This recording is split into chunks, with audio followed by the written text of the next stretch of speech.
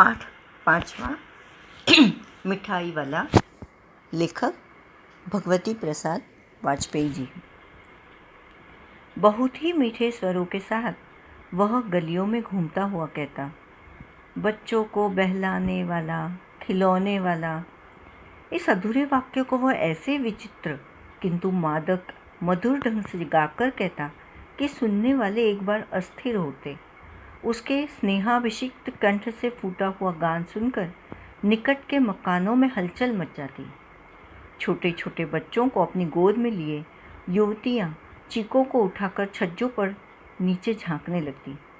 गलियों और उनके अंतर्व्यापी छोटे छोटे उद्यानों में खेलते और इठलाते हुए बच्चों का झुंड उसे घेर लेता और तब वह खिलौने वाला वहीं बैठकर खिलौने की पेटी खोल देता।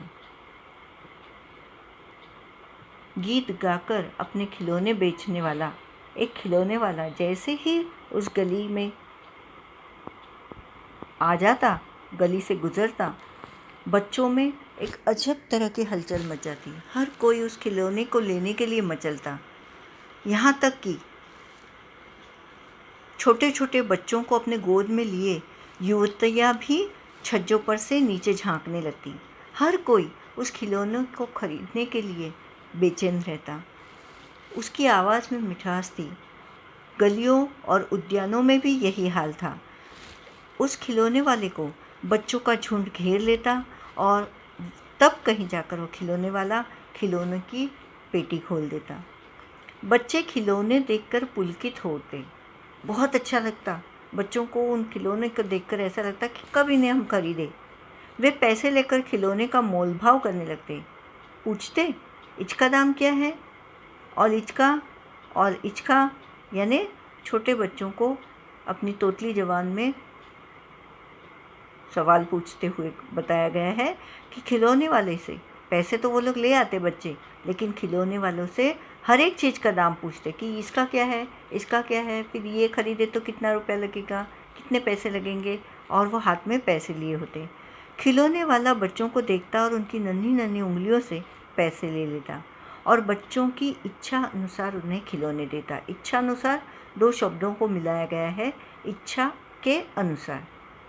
खिलौने लेकर फिर बच्चे उछलने कूदने लगते, अपनी खुशी को जाहिर करते, बहुत ही खुश हो जाते। तब फिर खिलौने वाला उसी प्रकार गाकर कहता, बच्चों को बहलाने वाला, खिलौने वाला।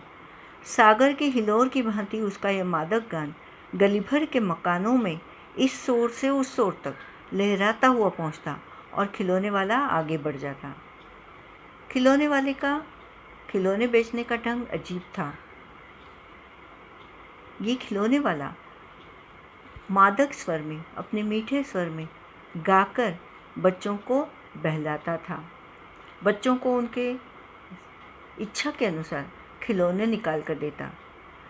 राय विजय बहादुर के बच्चे भी एक दिन खिलौना लेकर घर आए। वे 2 बच्चे थे, चुन्नू और मुन्नू। चुन्नू जब खिलौने ले आया तो बोला, मेरा घोला कैसा सुंदर है। मुन्नू बोला, और देखो मेरा कैसा सुंदर है। दोनों अपने हाथी घोड़े लेकर घर भर में उछलने लगे। इन बच्चों की माँ रोहिणी कुछ देर तक खड़े खड़े उनका खेल निरखती रही। निरखना, देखना, ध्यान से देखना। अंत में दोनों बच्चों को बुलाकर उसने पूछा, अरे ओ चुन्नू मुन्नू, ये खिलौने तुमने कितने में लिए हैं? मुन्नू बोला, 2 पैसे में, खिलौने वाला दे गया है। अब 2 पैसे में, माना कि वो उस वक्त बहुत ही सस्ताई थी। अंग्रेज़ों के ज़माने की बात है ये, और उस वक्त बहुत ही कम पैसों में ढेर सारी चीज़ें आ जाती थी। लेकिन फिर भी इतना अच्छा खिलौना 2 पैसों में मिल पाना उस वक्त भी शायद संभव ना हो। रोहिणी सोचने लगी, इतने सस्ते कैसे दे गया है? कैसे दे गया है यह तो वही जाने, लेकिन दे गया ही है, इतना तो निश्चय है, इतना तो पक्का है, क्योंकि चुन्नू मुन्नू के पास खिलौने आ गए हैं। एक ज़रा सी बात ठहरी, रोहिणी अपने काम में लग गई। फिर कभी उसे इस पर विचार करने की आवश्यकता भी भला क्यों पड़ती। इस तरह खिलौने वाला खिलौने बेचकर चला गया। अब ये हुई खिलौने की बात। 6 महीने बाद उसी प्रकार और एक आवाज़ गूंजी, उसी तरह की मीठी मधुर ध्वनि सुनाई पड़ी। वो था मुरली वाला। 6 महीने बाद वो उसी नगर में उसी किनारे उसी रास्ते में गली गली में घूमने आया, मुरलियाँ बेचने आया। 6 महीने बाद नगर भर में 2-4 दिनों से एक मुरली वाले के आने का समाचार फैल गया। लोग कहने लगे, भाई वाह, मुरली बजाने में वह एक ही उस्ताद है। मुरली बजाकर गाना सुनाकर वह मुरली बेचता भी है, सो भी 2-2 पैसों में। भला इसमें उसे क्या मिलता होगा? मेहनत भी तो ना आती होगी। मतलब इतने घूम घाम कर अगर मुरलियाँ बेचनी है तो 2 पैसे में क्यों बेचे? 2 पैसे तो इसकी उससे भी ज़्यादा शायद लागत होगी। 2 पैसे में ये बनी होगी तो उसे क्या मिलता होगा? इतनी सस्ती मुरलियाँ कैसे दे जाता है वो? एक व्यक्ति ने पूछ ही लिया, कैसा है वह मुरली वाला? मैंने तो उसे नहीं देखा। उत्तर मिला, उम्र तो उसकी अधिक न होगी, यही 30-32 का होगा। दुबला पतला गोरा युवक है, बीकानेरी रंगीन साफा बांधता है। वही तो नहीं जो पहले खिलौने बेचा करता था? क्या वो पहले खिलौने भी बेचा करता था? इस तरह से सवाल जवाब होने लगे। लोग कहने लगे कि कैसा है ये? मैंने तो नहीं देखा। तो दूसरा कहता है, अरे देखा कैसे नहीं, पहले खिलौने बेचता था, यही तो है वो युवक। हाँ, जो आकार प्रकार तुमने बतलाया उसी प्रकार का वह भी था। तो वही होगा, पर भाई है वह एक उस्ताद। प्रतिदिन इसी प्रकार उस मुरली वाले की चर्चा होती। लोग तारीफ करते, इतने कम पैसों में वो चीज़ें कैसे बेचता है, इसके बारे में अचरज की भी बात होती। प्रतिदिन नगर की प्रत्येक गली में उसका मादक मृदुल स्वर सुनाई पड़ता। मादक का मतलब है बहकाने वाला। शराब जिस तरह से मादक होती है, जिससे नशा चढ़ता है, तो मादक का थोड़ा बहुत मतलब वैसा ही होता है। बच्चों को बहलाने वाला मुरलिया वाला। रोहिणी ने भी मुरली वाले का यह स्वर सुना। स्वर, आवाज़। तुरंत ही उसे खिलौने वाले का स्मरण हुआ है। आवाज़ में थोड़ा बहुत समानता थी, आवाज़ में समानता थी, तो उसे लगा कि कहीं ये वही तो नहीं। उसने मन ही मन कहा, खिलौने वाला भी इसी तरह गा गा कर खिलौने बेचा करता था। रोहिणी उठकर अपने पति विजय बाबू के पास गई।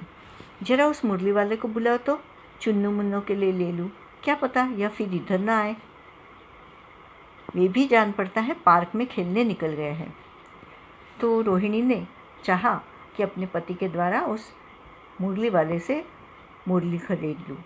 विजय बाबू एक समाचार पत्र पढ़ रहे थे। उसी तरह उसे लिए हुए वे दरवाजे पर आकर मुरली वाले से बोले, क्यों भाई, किस तरह देते हो मुरली? किसी की टोपी गली में गिर पड़ी, किसी का जूता में पार्क में ही छूट गया, और किसी की सोथनी यानी पाजामा ही ढीली होकर लटक आई है। इस तरह दौड़ते हाँफते हुए बच्चों का झुंड आ पहुँचा। मतलब मुरली वाला जो आया, मुरली का स्वर और मुरली वाले की मीठी आवाज़ सुनकर बच्चे दौड़ते हुए उसके पीछे पड़ गए। उन्हें अपनी होश नहीं, अपने कपड़ों का भी होश नहीं। सब झुंड में बच्चे मुरली वाले के इर्द गिर्द जमा हो गए। एक स्वर से सब बोल उठे, अम्बी लेंदे मुरली, अम्बी लेंगे मुरली। मुरली वाला हर्ष गदगद हो उठा, बोला, सबको देंगे भैया, लेकिन ज़रा रुको, ठहरो, एक एक को देने दो। अभी इतनी जल्दी हम कहीं लौट थोड़े ही जाएंगे। अभी मुरली बेचने आए हैं तो हर एक को मिलेगी, सबकी पसंद की मुरली, तो हम इतनी जल्दी नहीं लौटने वाले। बेचने तो आए ही हैं, और है भी इस समय मेरे पास 1-2 नहीं, पूरी 57। हाँ बाबूजी, क्या पूछा था आपने? कितने में दी? दी तो वैसे 3-3 पैसे के हिसाब से है, पर आपको 2-2 पैसे में ही दे दूँगा। वैसे तो 3-3 पैसे की देने का सोच रहा था, लेकिन अब आपने पूछा है तो 2 पैसों में। विजय बाबू भीतर बाहर दोनों रूपों में मुस्कुरा दिए। मन ही मन कहने लगे, कैसा है, देता तो सबको इसी भाव से है, पर मुझ पर उल्टा एहसान लाद रहा है। फिर बोले, तुम लोगों की झूठ बोलने की आदत होती है। देते होंगे सभी को 2-2 पैसों में, पर एहसान का बोझा मेरे ही ऊपर लाद रहे हो। यानी आपके लिए 2 पैसे, बाकी सब के लिए तो मैं 3 पैसों में इन मुरलियों को बेच आया हूँ। इसीलिए विजय बाबू थोड़े से मुस्कुरा दिए। वे जानते थे कि ये जो बिक्री करने वाले लोग होते हैं, फेरी वाले होते हैं, वो किस तरह से चतुर होते हैं, चालाक होते हैं। बातों ही बातों में ग्राहक के मत्थे बहुत सारी चीज़ें मढ़ ही देते हैं। मुरली वाला एकदम अप्रतिभ हो उठा, बोला, आपको क्या पता बाबूजी कि इसकी असली लागत क्या है? लागत यानी कितने में ये बनी है चीज़ें? यह तो ग्राहकों का दस्तूर होता है कि दुकानदार चाहे हानि उठाकर चीज़ क्यों न बेचे, पर ग्राहक यही समझते हैं दुकानदार मुझे लूट रहा है। आप भला काहे को विश्वास करेंगे? लेकिन सच पूछिए तो बाबूजी, असली दाम 2 ही पैसा है। इसकी लागत 2 पैसे है और मैं 2 ही पैसों में से सबको दे रहा हूँ। लोग, ग्राहक हमेशा यही समझते हैं, कितनी भी सस्ती में कोई चीज़ क्यों ना उन्हें मिले, ग्राहक समझता है कि दुकानदार उन्हें लूट रहा है। आप कहीं से 2 पैसों में ये मुरली नहीं पा सकते। मैंने तो पूरी 1000 बनवाई थी, तब मुझे इस भाव पड़ी है। विजय बाबू बोले, अच्छा मुझे ज़्यादा वक्त नहीं है, जल्दी से 2 ठो निकाल दो। 2 मुरलियाँ लेकर विजय बाबू फिर मकान के भीतर पहुँच गए। मुरली वाला देर तक उन बच्चों के झुंड में मुरलियाँ बेचता रहा। उसके पास कई रंगों की मुरलियाँ थी। बच्चे जो रंग पसंद करते, मुरली वाला उसी रंग की मुरली निकाल देता। यह बड़ी अच्छी मुरली है, तुम यही ले लो बाबू। राजा बाबू, तुम्हारे लायक तो बस यह है। हाँ भैया, तुमको वही देंगे, ये लो। तुमको वैसी न चाहिए? यह नारंगी रंग की? अच्छा वही लो। ले आए पैसे? अच्छा ये लो, तुम्हारे लिए मैंने पहले ही से निकाल रखी थी। तुमको पैसे नहीं मिले? हर एक से अपनी मीठी ज़बान में बतियाते हुए बच्चों को खुश करके मुरली वाला मुरलियाँ बेच रहा था। जिससे जिस बच्चे को जिस रंग की मुरली चाहिए उस रंग की उसे थमा देता। अगर निकाली हुई मुरली बच्चे को पसंद नहीं, दूसरी कोई मुरली चाहिए, तो उसे भी निकाल कर बच्चे को खुश कर देता। अब कभी ऐसा भी होता है कि माँ बच्चों को मुरली खरीदने के लिए या कोई चीज़ खरीदने के लिए पैसे नहीं देती, तो पैसे कैसे मांगे जाते हैं ये भी वो बताता। तुमको पैसे नहीं मिले? तुमने अम्मा से ठीक तरह मांगे न होंगे। धोती पकड़कर पैरों से लिपटकर अम्मा से पैसे मांगे जाते हैं बाबू। हाँ फिर जाओ, अब की बार मिल जाएंगे। दुआ नहीं है तो क्या हुआ, ये लो पैसे वापस लो। ठीक हो गया नहीं साहब, मिल गए पैसे। देखो मैंने तरकीब बताई। अच्छा अब तो किसी को नहीं लेना है, सब ले चुके। तुम्हारी माँ के पास पैसे नहीं है? अच्छा तुम भी ये लो। अच्छा तो अब मैं चलता हूँ। इस तरह जिसके पास पैसे नहीं हैं, जिसको माँ ने पैसे दिए नहीं, जिसके माँ के पास पैसे ही ना हो, ऐसे भी बच्चों को दिल से खुश करके वह मुफ्त में सामान दिए जाता, मुरलियाँ देकर जाता और सभी बच्चे पूरी तरह से खुश हो जाते। तभी वह मुरली वाला वहीं से निकल जाता। इस तरह मुरली वाला फिर आगे बढ़ गया। अब तीसरा प्रसंग है। तीसरे बार में क्या हुआ? आज अपने मकान में बैठी हुई रोहिणी मुरली वाले की सारी बातें सुनती रही। आज भी उसने अनुभव किया, बच्चों के साथ इतनी प्यार से बातें करने वाला फेरी वाला पहले कभी नहीं आया। फिर वह सौदा भी कैसा सस्ता बेचता है, भला आदमी जान पड़ता है। समय की बात है जो बेचारा इस तरह मारा मारा फिरता है, पेट जो न कराए सो थोड़ा। इसी समय मुरली वाले का क्षीण स्वर दूसरी निकट की गली से सुनाई पड़ा। बच्चों को बहलाने वाला मुरलिया वाला वही दूर से गाकर आ रहा था। रोहिणी उसे सुनकर मन ही मन कहने लगी, और स्वर कैसा मीठा है इसका। बहुत दिनों तक रोहिणी को मुरली वाले का वह मीठा स्वर और उसके बच्चों के प्रति वे स्नेहासिक्त बातें याद आती रही। स्नेहासिक्त, स्नेह यानी प्रेम, प्रेम से भरी हुई। मुरली वाले की बातों में मिठास थी, आवाज़ में मिठास थी और बच्चों से वह बड़े प्यार से बातें करता, बच्चों को खुश करके ही चला जाता। महीने के महीने आए और चले गए, फिर मुरली वाला न आया। धीरे धीरे उसकी स्मृति भी क्षीण हो गई, उसकी यादें धुंधली पड़ गई। क्षीण यानी कम कम कम होती गई। अब चौथा जो प्रसंग है, अब वो मिठाई लेकर आया है। 8 मास बाद, सर्दी के दिन थे। रोहिणी स्नान करके मकान की छत पर चढ़कर आजानुलंबित केश राशि सुखा रही थी। आजानुलंबित घुटनों के नीचे तक के केश धूप में सुखा रही थी। इस समय नीचे की गली में सुनाई पड़ा, बच्चों को बहलाने वाला मिठाई वाला। मिठाई वाले का स्वर उसके लिए परिचित था। झट से रोहिणी नीचे उतर आई। उस समय उसके पति मकान में नहीं थे। हाँ, उनकी वृद्ध दादी थी, वृद्धा। रोहिणी उनके निकट आकर बोली, दादी चुन्नू मुन्नू के लिए मिठाई लेनी है, ज़रा कमरे में चलकर ठहराओ। मैं उधर कैसे आऊँ, कोई आता ना हो। ज़रा हटकर मैं भी चिक की ओट में बैठी रहूँगी। ये चिक यानी छोटा सा पर्दा। पहले के ज़माने में औरतें बाहर खुले में मर्दों के सामने बैठना पसंद नहीं करती थी। उस वक्त के रीति के अनुसार, संस्कृति के अनुसार ऐसा चलन न होता था। वैसे ही कोई भैया भाभी आ जाए तो बात अलग थी, लेकिन कोई पराया मर्द बाहर वाला इस तरह आए तो उसे उसके सामने घर की औरतें आकर नहीं बैठती थी।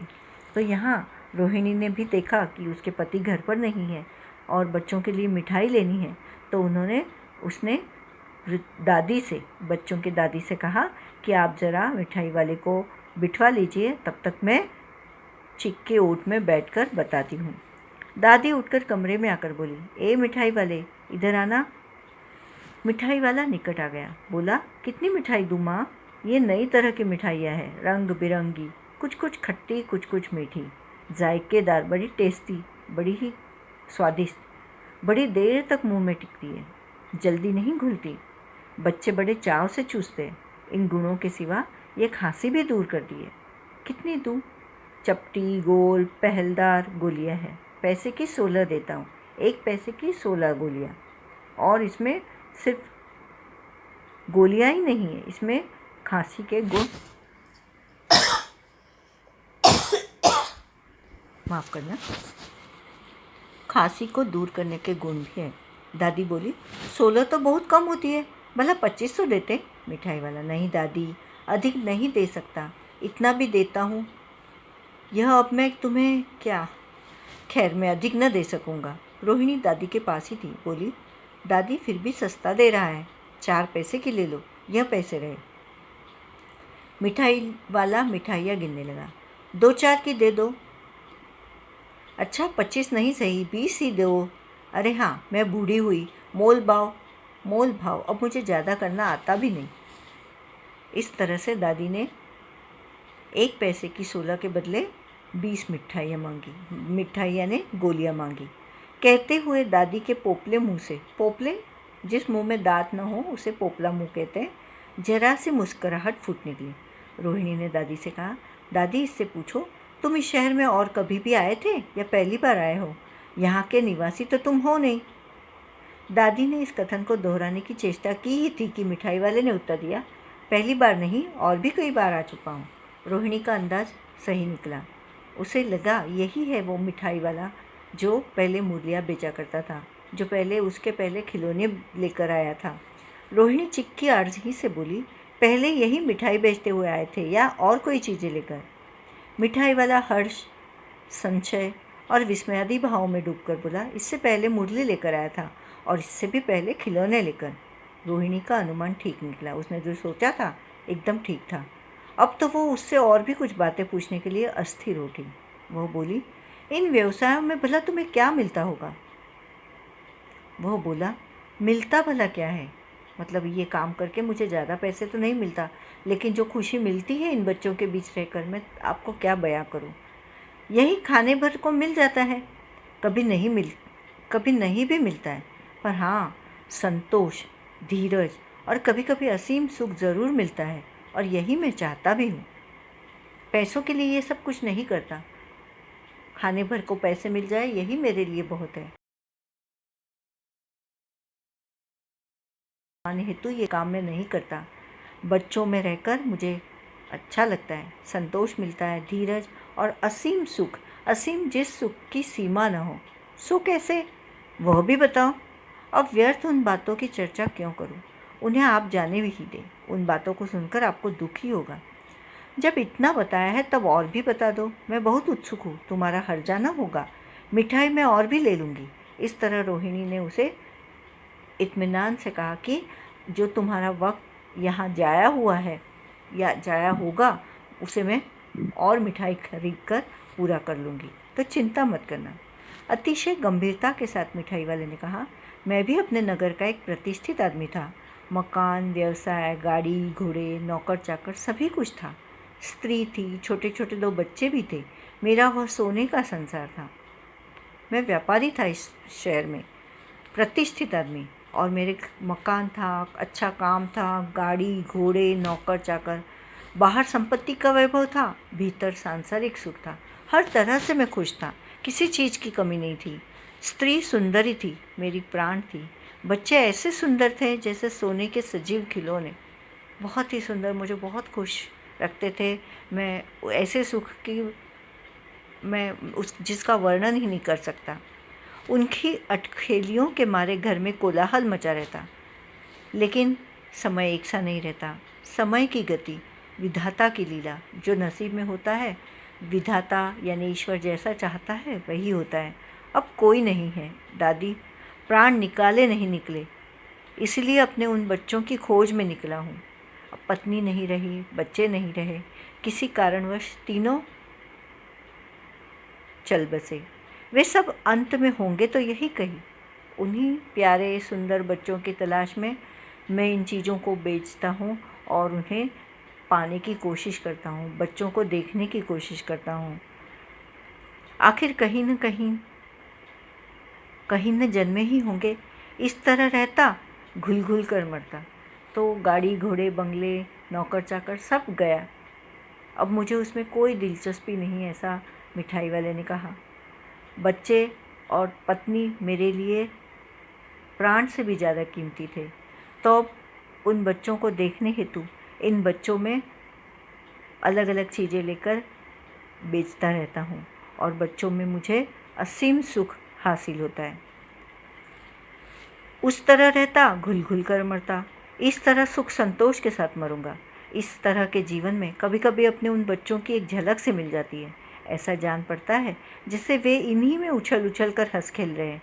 पैसों की कमी थोड़ी ही है, आपकी दया से पैसे तो काफ़ी है। जो नहीं है, इस तरह उसी को पा जाता हूँ। रोहिणी ने अब मिठाई वाले की ओर देखा। उसकी आंखें आंसुओं से तर है। अपनी आप बीती बताकर मिठाई वाले की आंखों में आंसू आ गए। बीवी बच्चों की याद ने उन्हें भावुक कर दिया। इसी समय चुन्नू मुन्नू आ गए। रोहिणी से लिपटकर उसका आंचल पकड़कर बोले, अम्मा मिठाई मुझसे लो। यह कहकर तत्काल कागज़ की 2 पुड़ियाँ मिठाइयों से भरी मिठाई वाले ने चुन्नू मुन्नू को दे दी। रोहिणी ने भीतर से पैसे फेंक दिए। मिठाई वाले ने पेटी उठाई और कहा, अब इस बार ये पैसे न लूँगा। दादी बोली, अरे अरे न न, अपने पैसे लिए जा भाई। तब तक आगे फिर सुनाई पड़ा, उसी प्रकार मादक मृदुल स्वर में, बच्चों को बहलाने वाला मिठाई वाला। बच्चों, भगवती प्रसाद वाजपेयी जी द्वारा लिखित ये कहानी, दिल को छू लेने वाली कहानी आपको ज़रूर पसंद आई होगी। धन्यवाद। बोलेंगे कि तुम्हें सस्ता दे रहे हैं, और मुरली वाला कहता है कि ग्राहक नहीं जानता चीज़ें कितने में बनी हैं। बेचने वाला थोड़ी सी खोट खाकर चीज़ें बेचे तो भी ग्राहक को झूठ लगता है। चौथा सवाल, खिलौने वाले के आने पर बच्चों की क्या प्रतिक्रिया होती थी? खिलौने वाले के आने पर बच्चे खुश हो जाते, खेल कूद भूलते, जूते चप्पल का ध्यान तक नहीं रहता। अम्मा से पैसे लाकर खिलौना खरीदने की फिराक में लग जाते। रंग बिरंगे गुब्बारे, मुरली, मिठाई, ये सभी चीज़ें उन्हें खुश करने के लिए काफ़ी होती। पांचवा सवाल, रोहिणी को मुरली वाले के स्वर से खिलौने वाले का स्मरण क्यों हो आया? रोहिणी को मुरली वाले की आवाज़ से खिलौने वाले का स्मरण इसलिए हो आया क्योंकि खिलौने वाले की तरह इसकी आवाज़ जानी पहचानी थी। वह भी इसी प्रकार अपने मीठे स्वर में गा गा कर चीज़ें बेचता। मुरली वाला भी उसी तरह गाकर मुरलियाँ बेच रहा था। छठा सवाल, किसकी बात सुनकर मिठाई वाला भावुक हो गया था? उसने इन व्यवसायों को अपनाने का क्या कारण बताया? रोहिणी की बात सुनकर मिठाई वाला भावुक हो गया। उसने अपने आप बीती बतानी शुरू की। वह अपने नगर का सुखी संपन्न व्यापारी था। पत्नी, 2 सुंदर बच्चे, जिनके कारण उसका घर स्वर्ग था। सुख के सभी साधन थे, नौकर चाकर, गाड़ी, सभी कुछ था। विधाता की करनी, असमय सभी का देहांत हुआ। वह अकेला हो गया। इस व्यवसाय के माध्यम से उसे इस गली के बच्चों में अपने बच्चों के दर्शन होते थे। हंसते कूदते रोते मनाते इठलाते बच्चे उसे अपना दुख भुलाते। बच्चों के खुशी में ही उसे अपनी खुशी मिलती। 7, अब इस बार ये पैसे न लूँगा। कहानी के अंत में मिठाई वाले ने ऐसा क्यों कहा? मिठाई वाला ही खिलौने वाला मुरली वाला था। इस रहस्य को रोहिणी और दादी जान गई थी, यह और कोई नहीं जानता था। चुन्नू मुन्नू आकर जब रोहिणी से मिठाई मांगने लगे, वह दोनों बच्चों को मिठाई देता है। रोहिणी उसे पैसे देती है तो वह कहता है, इस बार ये पैसे न लूँगा। इस बार से पता चलता है कि उसका दिल भर आया और इन बच्चों को अपना समझकर उसने पैसे लेने से मना कर दिया। 8वां सवाल, इस कहानी में रोहिणी चिक के पीछे से बात करती है। क्या आज भी औरतें चिक के पीछे से बात करती है? यदि करती है तो क्यों? आपकी राय में क्या यही सही है? 8वां, आज भी कई घरों में औरतें पर्दे से बाहर आकर बात करना पसंद नहीं करती। कई जगहों पर परिवार वाले ही इसके खिलाफ होते हैं। आज़ादी के बाद स्त्रियों ने पढ़ लिख कर स्वावलंबी बनना शुरू किया। फिर भी गांव के कई पिछड़े इलाकों में स्त्रियों को पर्दे में रहना पड़ता है। यह पूर्णतः गलत है। जब स्त्री पुरुष समान हो तो यह अन्याय है। बच्चों को ही आगे चलकर इस सोच को बदलना होगा। कहानी से आगे, मिठाई वाले के परिवार के साथ क्या हुआ होगा? सोचिए और इस आधार पर एक और कहानी बनाइए। मिठाई वाला अपने परिवार के साथ किसी गांव में रहता होगा। घर, दुकान, बच्चे और बाकी परिवार वालों के साथ वह खुद सुख से जीवन गुजार रहा था। एक रोज़ उसे किसी की शादी में गांव से बाहर दूर जाना था। पत्नी, बच्चों के साथ वह भी कार में सवार हो गया। शादी के समारोह में शामिल होने के लिए सभी बड़े खुश थे। अचानक किसी जानवर ने गाड़ी के आगे छलांग लगाई। उसे बचाने हेतु ब्रेक लगाने पर गाड़ी सीधे गड्ढे में जा गिरी।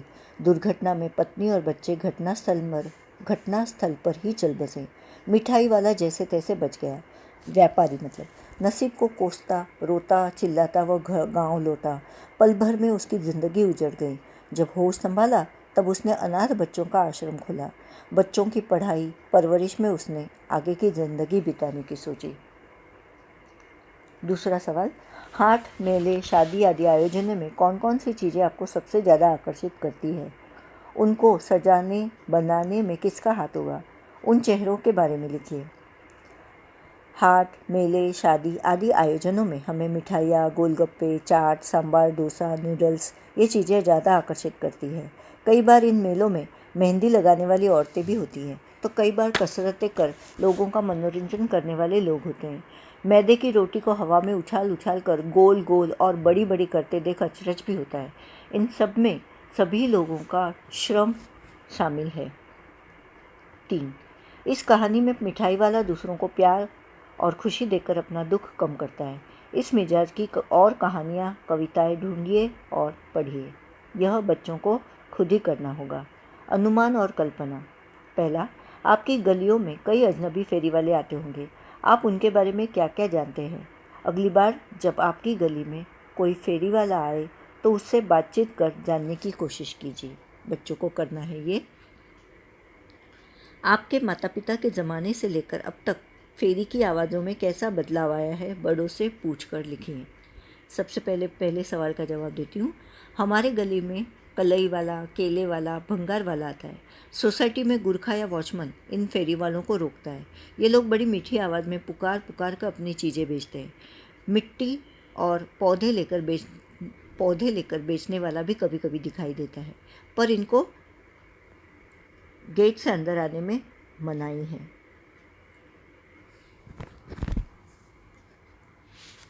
क्या आपको लगता है कि वक्त के साथ फेरी के स्वर कम हुए हैं? कारण लिखिए। पहले तो हमारे माता पिता के ज़माने में कई चीज़ें बेचने वाले फेरी वाले आते। अब ज़माना बदल गया है। लोग मॉल में जाकर चीज़ें खरीदते हैं। ऑनलाइन चीज़ें घर तक आती है। फल, सब्जी, खिलौने तक 10% डिस्काउंट में मिलती है। साफ़ सुथरी सब्जियां, फल लोग ज़्यादा पसंद करते हैं। क्या आपको लगता है कि वक्त के साथ फेरी के स्वर कम हुए हैं? कारण लिखिए। जी हाँ, वक्त के साथ फेरी के स्वर कम हुए हैं क्योंकि लोग फेरी वालों से सामान कम खरीदते हैं। भाषा की बात। मिठाई वाला, बोलने वाली गुड़िया। ऊपर वाला का प्रयोग है। अब बताइए कि क वाला से पहले आने वाले शब्द संज्ञा, सर्वनाम, विशेषण आदि से क्या है? ख ऊपर लिखे वाक्यांशों में उनका क्या प्रयोग है? मिठाई वाला शब्द संज्ञा है और बोलना क्रिया। मिठाई वाला विशेषण हो गया और बोलने वाली विशेषण, पर गुड़िया संज्ञा है। अच्छा, मुझे ज़्यादा वक्त नहीं, जल्दी से 2 ठो निकाल दो। दूसरा सवाल है, उपयुक्त वाक्य में ठो के प्रयोग की ओर ध्यान दीजिए। पूर्वी उत्तर प्रदेश और बिहार की भाषाओं में इस शब्द का प्रयोग संख्यावाची शब्द के साथ होता है। भोजपुरी में 1 ठो लइका, 4 ठे आलू, 3 ठे बटुली। ऐसे शब्द का प्रयोग भारत की अन्य कई भाषाओं में होता होगा। कक्षा से पता कीजिए कि किस किस की भाषा बोली में ऐसा होता है। इस पर सामूहिक बातचीत करते हैं, कीजिए। वे भी जान पड़ता है पार्क में खेलने निकल गए हैं। क्यों भाई, किस तरह देते हो मुरली? दादी चुन्नू मुन्नू के लिए मिठाई लेनी है, ज़रा कमरे में चलकर ठहराओ। भाषा के प्रयोग आजकल पढ़ने सुनने में नहीं आते। आप ये बातें कैसे कहेंगे? तो पहला है, वे भी जान पड़ता है पार्क में खेलने निकल गए हैं। तो मतलब लगता है वे भी पार्क में खेलने निकल गए हैं। क्यों भाई, किस तरह देते हो मुरली? भैया, इस मुरली का दाम क्या है? दादी चुन्नू मुन्नू के लिए मिठाई लेनी है, ज़रा कमरे में चलकर ठहराओ। दादी चुन्नू मुन्नू के लिए मिठाई लेनी है, ज़रा जाकर उसे कमरे में बुलाओ। फेरी वालों की दिनचर्या कैसी होती होगी? उनका घर परिवार कहाँ होता होगा? उनकी ज़िंदगी में किस प्रकार की समस्याएं और चढ़ाव उतार आते होंगे? यह जानने के लिए 3-3 के समूहों में छात्र छात्राएं कुछ प्रश्न तैयार करें और फेरी वालों से बातचीत करें। प्रत्येक समूह अलग अलग व्यवसाय से जुड़े फेरी वालों से बात करें। ये पहला सवाल है। फेरी वालों का जीवन काफ़ी कठिन होता है। सामान की गाड़ी अथवा ठेला लेकर शहर गांव में जगह जगह घूमना आसान नहीं होता। धूप छाँव वर्षा ठंड, किसी भी मौसम में घर से बाहर निकलना मजबूरी होगी।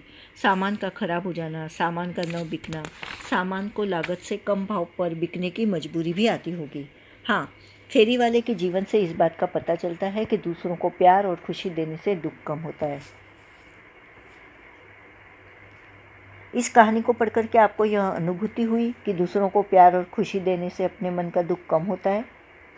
जी हाँ, यह सही बात है। फेरी वाले के जीवन से इस बात का पता चलता है कि दूसरों को प्यार और खुशी देने से दुख कम होता है। पत्नी और बच्चों के मौत के बाद दूसरे बच्चों में अपने बच्चों की झलक देखकर वह खुश होता है। उसे सुख, संतोष और दुख को सहन करने की ताकत मिलती है। इसीलिए कहा है कि दुख बांटने से कम होता है। अपनी कल्पना की मदद से मिठाई वाले का चित्र शब्दों के माध्यम से बनाइए।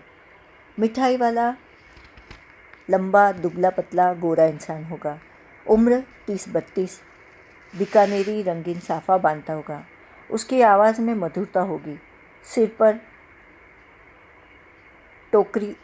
पर रखी टोकरी में सामान रखकर वह गली गली जाकर बेचता होगा।